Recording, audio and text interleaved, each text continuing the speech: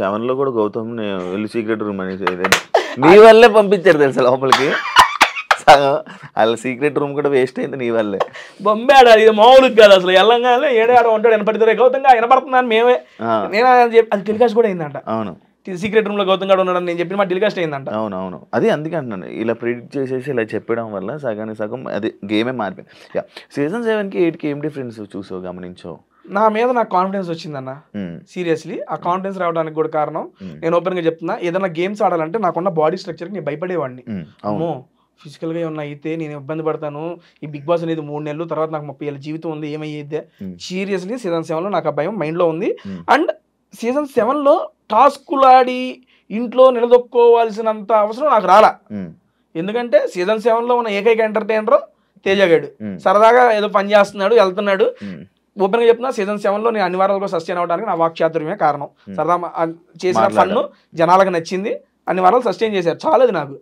And నేను టాస్కులు ఆడి నిరూపించుకొని ఇంకా ముందుకెళ్ళాలి, అప్పుడు నాకు భయం ఉండేదన్న. కానీ ఈసారి వెళ్తున్నా, మళ్ళీ అవకాశం వచ్చింది.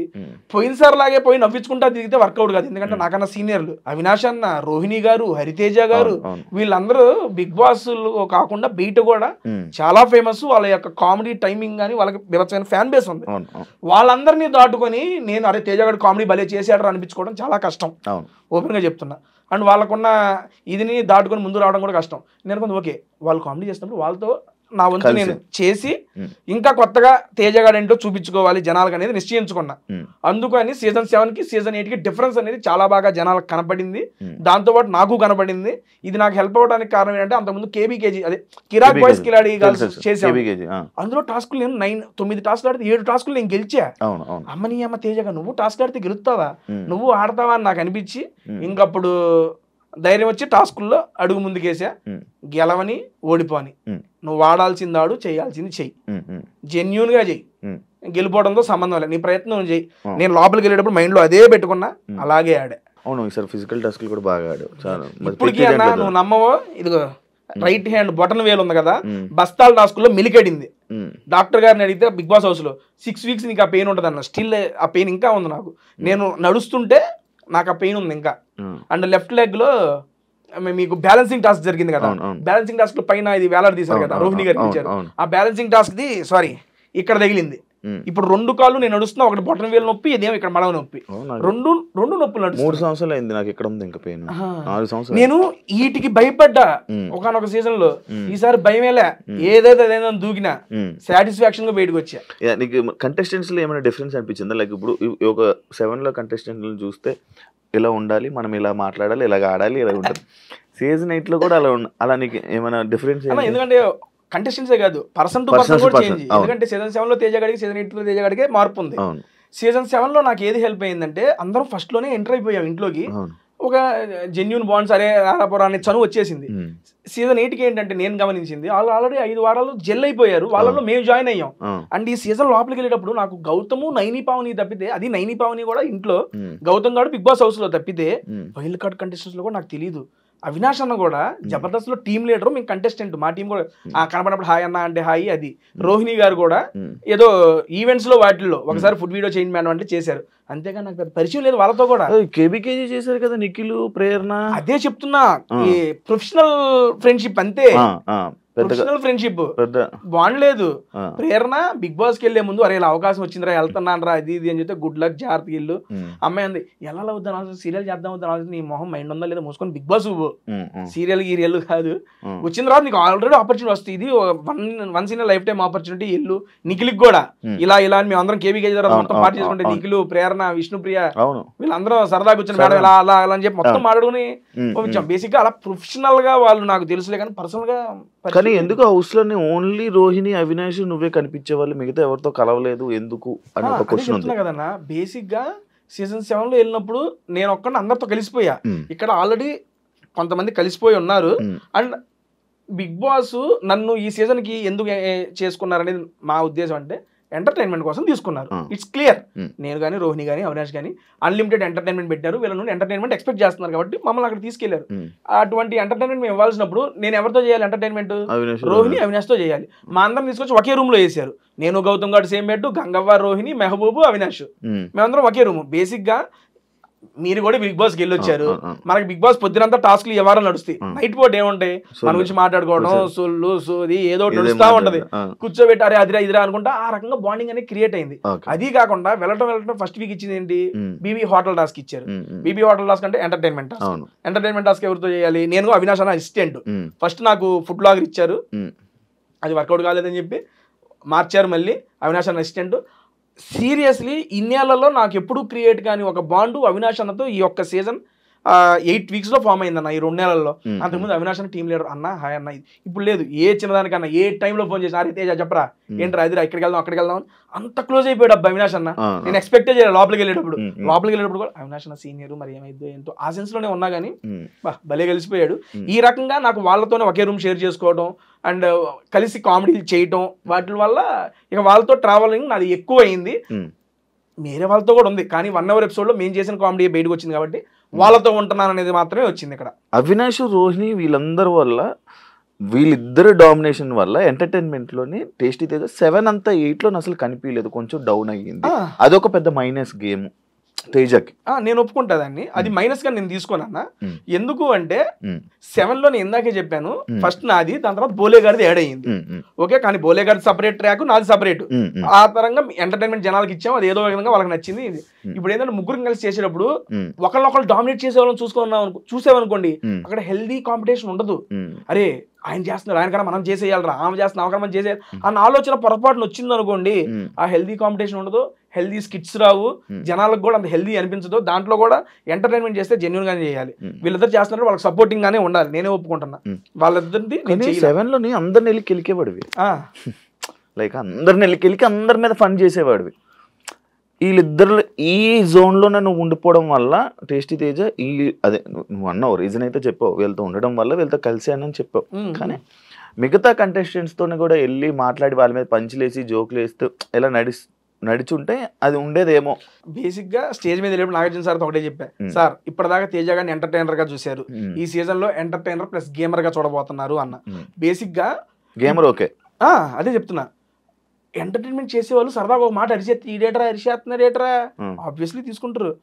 ఇప్పుడు మామూలుగా మనం ఫన్ లో ఉన్నామన్నా, ఏదైనా ఒక దగ్గర సీరియస్ అయిపోయాం అనుకోండి, ఏంటి ఈడు ఫన్ చేసి తీసుకుని ఈడు అరుస్తున్నాడా, ఈడు అరిసి ఎంత ఉందా, అది ఉంటది. ఆబ్వియస్లీ అవినాష్ అన్న కూడా నేను బయటకు వచ్చినా చూసా, ఈడేంద్ర ఎట్ట అరుతున్నాడు అని కూడా అన్నారు అవినాష్ అన్న. ఆ మూమెంట్స్ వచ్చినప్పుడు రియాక్ట్ అవుతారు అందరూ. ఆ సెన్స్ లో నేనేమనుకున్నానంటే, ఓకే ఇప్పుడు ఫన్ జరుగుతుంది, అవినాష్ అన్న కూడా ఇప్పుడు మీరు ఏదైతే నాకు చెప్పారో, నేను సీజన్ 7 లో ఏం చేసి అందరం పోయి గెలికేవాడిని, ఈ సీజన్ లో అన్న గెలుగుతున్నాడు, రోహిణి గారు గెలుగుతున్నాడు, ఇక మళ్ళీ నేను ఈ డేటర్ మళ్ళీ వాళ్ళనే ఫాలో అవుతాడు అనే సెన్స్ వస్తుంది. నాకు స్కోప్ దొరికినప్పుడు నేను చేసిన, దాంతో పాటు అదనంగా ఇందులో కామెడీలో తగ్గిందన్నారు కదా, ఆ తగ్గిన దాన్ని గేమ్స్ లో కవర్ చేసుకుని ఆ రెండింటిని బ్యాలెన్స్ చేసుకుని ముందుకెళ్ళా ఈ సీజన్ లో. That is wantedly only. Shobha Shetty లాగా అమ్మాయి ఎవరైనా కనెక్ట్ అయ్యారా? లేదండి, ఇంకెవరు కనెక్ట్ అవ్వరండి లైఫ్ లో. సీరియస్ లో రాసిత్తా, ప్రొఫెషనల్ పరంగానే పరిచయం అయింది ఆ పాప, పర్సనల్ గా చాలా బాగా కనెక్ట్ అయ్యింది. నేను కూడా అనుకోవాలి ఎంత కనెక్ట్ ఇంకెవరు కనెక్ట్ అవ్వలేదు. స్టార్టింగ్ లో టేస్టీ తేజ బిగ్ బాస్ హౌస్ లోకి వెళ్తున్నప్పుడు వై టేస్టీ తేజ ఎందుకు అనే క్వశ్చన్స్ వచ్చాయి. దాని గురించి నువ్వేమైనా చెప్పాలనుకుంటున్నా? నేను అడిగా టీమ్ ని, సీరియస్లీ అడిగా, ఇంటర్వ్యూ పిలుస్తారు కదా మాట్లాడినప్పుడు వై టేస్ట్ మళ్ళీ నన్ను ఎందుకన్నా, నేను ఎందుకు అడిగానంటే, ఏమండి అవినాష్ గారు ఐ మీన్ మనకి వస్తున్నాయి కదా, నా నుండి ఏమి ఎక్స్పెక్ట్ చేసి మీరు తీసుకుంటున్నారు ఈ సీజన్ లో అని నాకు 2 చెప్పారు నన్ను ఇంటర్వ్యూ చేసేప్పుడు. ఈ సీజన్ లో ఏం తగ్గింది అని, ఎంటర్టైన్మెంట్, దానికోసం నేను తీసుకుంటున్నా. అండ్ ఇంకోటి, ఎంటర్టైన్మెంట్ తో పాటు నీకు తెలివి ఉంది, నువ్వు నీ తెలివిని ఉపయోగించి ఆట ఆడు, నీ మనసును ఉపయోగించి ఎంటర్టైన్మెంట్ చేయి, నీ నుండి ఈ 2 ఎక్స్పెక్ట్ చేస్తున్నావు, ఇంకేమి వద్దు, నువ్వు ఇది ఆడు మాకు చాలా అన్నారు. ఇదే చెప్పారు నాకు. మనకు తెలివి ఉందని చెప్పి ఇల్లు పెట్టుకున్నారు. నిజంగా ఉంది, నేను యాక్సెప్ట్ చేస్తున్నా. నేను ఒక 2-3 డిస్కషన్స్ లోనే నేను మా వాళ్ళతో చెప్తాను, ఎలా భలే గెస్ట్ చేస్తున్నాడా. మన చేతికి చెప్పాను, నేను చాలాసార్లు చెప్పాను, చాలా మందికి చెప్పాను భలే గెస్ట్ చేస్తున్నాడు అని. బిగ్ బాస్ టీమ్ కూడా స్టన్ అయిందంట, ఏంటి తేజ నువ్వు వాట్ ఈస్ బజర్ కొట్టారు అని కూడా, బజర్ కొట్టి కొడుకు 2 2 కొడుకులు వాళ్ళ కొడుకులు 2 చెప్పా. అవును, చెప్పేం కానీ అర్థం కాల టీం కూడా. ఐ మీన్ మన వాళ్ళకి నిజంగా ఒకరి దాంతో ఎక్స్ప్లెయిన్ చేసా. వాళ్ళ టీం ముందే అనుకున్నారంట తేజ ఏదైనా చెబుతాడు, ఇది చెప్పలేడు అనుకున్నారంట. చెప్పలేడు అని చెప్పి నేను రాగానే అదే క్వశ్చన్ వాంటెడ్గా అడిగారంట, తేజ గారు చెబుతాడా లేదా అని. చెప్పిన షాక్ స్టన్ అంట. అమ్మని మీరు చెప్పేసి అడ్రా ఇది కూడా అని అనుకున్నారంట పీసీఆర్. నాకు బయటకు వచ్చి చెప్పారు. కొంచెం ఉంటది కదా నీకు నాలెడ్జ్, లైక్ ఇలా మాట్లాడు మన ఊరు కానీ మన చుట్టాలు రిలేటివ్స్ ఉంటాయి కదా, ఆ నాలెడ్జ్ బట్టి ఫాస్ట్గా అయిపోయింది కదా నీకు. అంతే అంతే, జస్ట్ అర్థం చేసుకున్నా ఇది అని చెప్పి వచ్చేసింది. టేస్ట్ తేజ నీకు మీరేమనుకున్నారు? వైట్ టేస్ట్ తేజ మళ్ళీ ఎందుకురా వీడు వెళ్తున్నాడని తెలియదు మీకేమో. వెళ్తున్నాడంటే ఆల్రెడీ అవినాష్, రోహిణి వీళ్ళందరూ ఉన్నారు కదా, టేస్టీ తేజ వెళ్తున్నా. ఎందుకు టేస్టీ తేజ 2-3 వారాలు బయటికి పంపి ఒక కంటెస్టెంట్ మళ్ళీ ఎలాగోకలా బయట పంపాలి, అలా పంపిస్తున్నారా? లేకపోతే ఏమైనా ఇంకొక వెర్షన్ ఏమైనా చూపించబోతున్నాడా? ఏం చేస్తున్నాడు టేస్టీ తేజ, ఏం చేస్తాడు? నాకు తెలియదు నిజంగా. ఎప్పుడైతే వైల్డ్ కార్డ్ కంటెస్టెంట్ ఎన్ని మంది అయిపోయారో, రోహిణి గారిని హౌస్ లో చూడంగానే అమ్మని అమ్మ ఏంది ఇది, ఎంతమంది వచ్చారు ఎంటర్టైనర్లు. అవినాష్ అన్న సీజన్ కే ఎంటర్టైనర్, మా సీజన్ రోహిణి గారు ఇప్పుడు బయట ఎరగేస్తున్నారు. హరితేజ గారు తోపు అప్పట్లో. మేము సీజన్ 1 చూసిన అప్పుడు మేడం గారిది. వీళ్ళందరి మధ్య నేను పిల్ల పిచ్చుగాడిని, నేనేం చేయగలను అసలు వీళ్ళతో? ఫస్ట్ 2 రోజులు నాకు అదే ఉంది మైండ్ లో ఆలోచన. నేనేమనుకున్నా సీజన్ 7 వెళ్ళాము, అందరం ఆడుకున్నాము, ఆడిచ్చేసాము, ఆడేద్దాం అనుకున్నా. వాళ్ళందరూ చూడంగానే ఆట అమ్మని ఇదేందయ్యా ఇది ఎట్ట, సరే దీన్ని ఎట్టగొట్టి నెట్టుకు రావాలి అని చెప్పి ఇక వాళ్ళతో ఆ జర్నీ, ఆ కామెడీ జర్నీ కంటిన్యూ చేసి అనుకున్నా కదా. నేను గట్టి ఫిక్స్ అయ్యా, అమ్మ వచ్చేదాకా ఉండాలి. ఏ వారం 10-11 వారం వస్తాం. వీళ్ళందరిలో కల్లా నేను అనుకుంది ఏంటంటే నిజంగా చూసి 2వ వారం 3వ వారం తేజ గారు బయటికి వెళ్ళిపోతాడు నేను అనుకుంది. నేను గనక ఆడకపోతే అన్న నిజంగా 2వ వారం 3వ వారం ఇంటర్వ్యూ నీ ముందు వచ్చి కూర్చునేవాడిని. కాస్త ఆడాను కాబట్టి నాకు నేను మలుచుకొని ఒరే లేదురా నువ్వు ఆడితేనే కష్టపడితేనే ఉంటావు. సీజన్ 7 ఇంకా తేలికన్నా. ఇప్పుడు ఎంతమందిలో నిలదొక్కుని వైల్డ్ కార్డ్ కంటెస్టెంట్స్ గా వెళ్ళి ఓట్ బ్యాంక్ ని క్రియేట్ చేసుకుని ఆ ఓట్ బ్యాంక్ కన్సిస్టెంట్ గా మెయింటైన్ చేసి ఉండాలంటే చాలా కష్టం. అవును, చాలా మంది నామినేషన్ అయిన వెంటనే వచ్చేయడం, లేకపోతే ఇది జరిగింది. కానీ నీది అలా జరగలేక ఉన్నావు 4 వారాలు నామినేషన్ లో 5వ వారం డబుల్ ఎలిమినేషన్ లో ఎలిమినేట్ అయ్యి బయటకు వచ్చా. అవును, డబుల్ ఎలిమినేషన్ లో పెట్టా. అది సింగిల్ ఎలిమినేషన్ అయితే అప్పుడు ఆ రోజు కూడా నువ్వు రాకపోతుండే. ఏమో తెలియదు.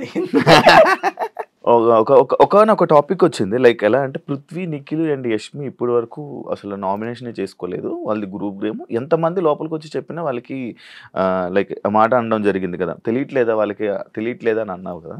నామినేషన్ చేసుకోవట్లేదా నేను అన్నా? ఓకే, నాకు గుర్తులేదు. లాస్ట్ టైం ఎవరో ఇంటర్వ్యూలో అడిగారు ఇది నన్ను. తెలియట్లేదు అన్నావు. కానీ నువ్వు, రోహిణి, అవినాష్ కూడా మీరు అసలు నామినేషన్ చేసుకోలేదు. వాళ్ళది గ్రూప్ గేమ్ అయితే మీది గ్రూప్ గేమా కాదా అని క్వశ్చన్ ఉంది. దానికి ఏం చెప్పు? ఓకే అన్న, ఇప్పుడు రోహిణి గారి ఎగ్జాంపుల్. బేసిక్ గా రోహిణి గారు నామినేట్ అయింది ఇప్పుడు 14వ వారం. అవునండి, మేము ఇంట్లోకి ఎంటర్ అయింది ఇప్పుడు 6వ వారం. 6 14 9 వారాల్లో నేను ఒక్కడనే కాదు కదా, హౌస్ మొత్తం రోహిణి గారు నామినేట్ చేయలే. 14వ వారంలో కూడా రోహిణి గారికి నామినేషన్ పడింది. ఏంటి, నువ్వు ఇప్పుడు దాకా నామినేషన్ లోకి రాలేదు కాబట్టి నిన్ను నామినేట్ చేస్తున్నావు అని చెప్పి నామినేట్ చేశారు.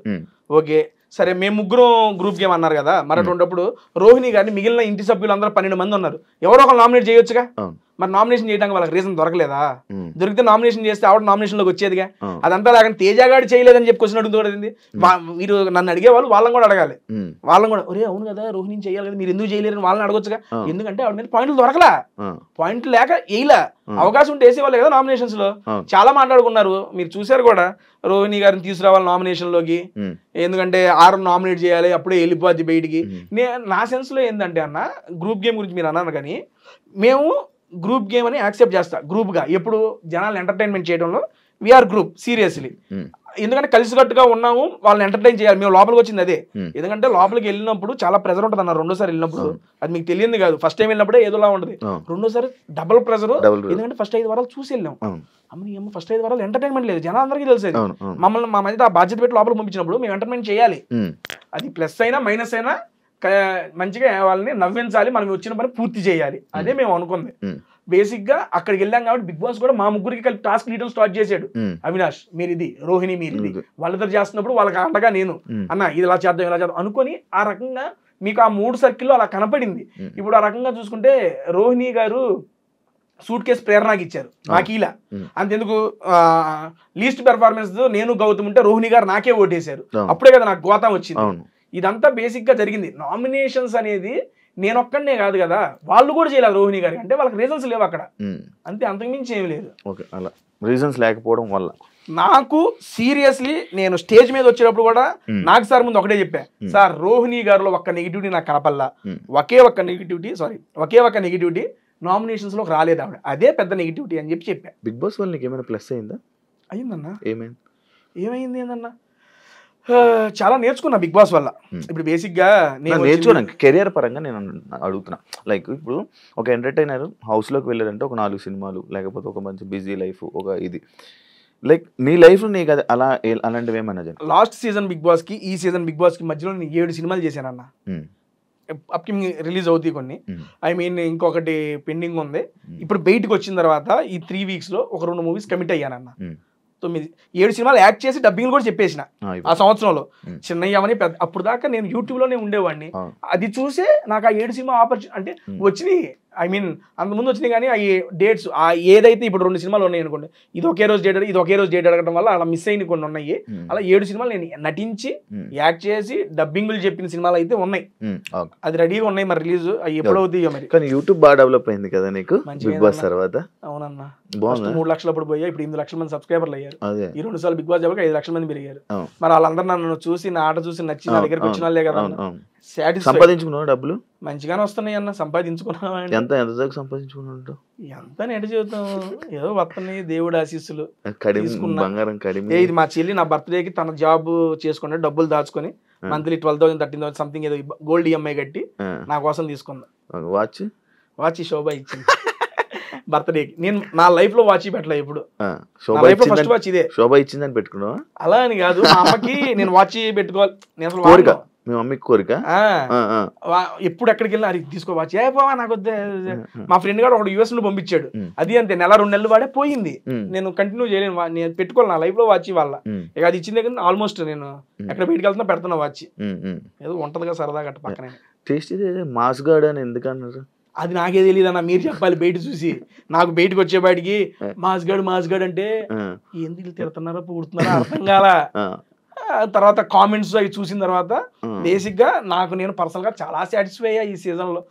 ఒక ప్రోమో కింద 6,000 కామెంట్లు ఉంటే దాన్ని మొత్తం మాస్గడ్ తేజ, గేమ్ చేంజర్ తేజ ఊపిపడేశారు. అమ్మని అమ్మ ఏంది ఎంతమందికి నచ్చామా మనం అని సెల్ఫ్ సాటిస్ఫాక్షన్ సీరియస్లీ. ఎందుకంటే మనం కామెంట్ లో, నేను యూట్యూబ్ లో వీడియో చేసేటప్పుడు కూడా నాకు 500-600 కామెంట్లు వస్తాయి అన్న, నేను చేసే ఫుడ్ వీడియోకి కూడా.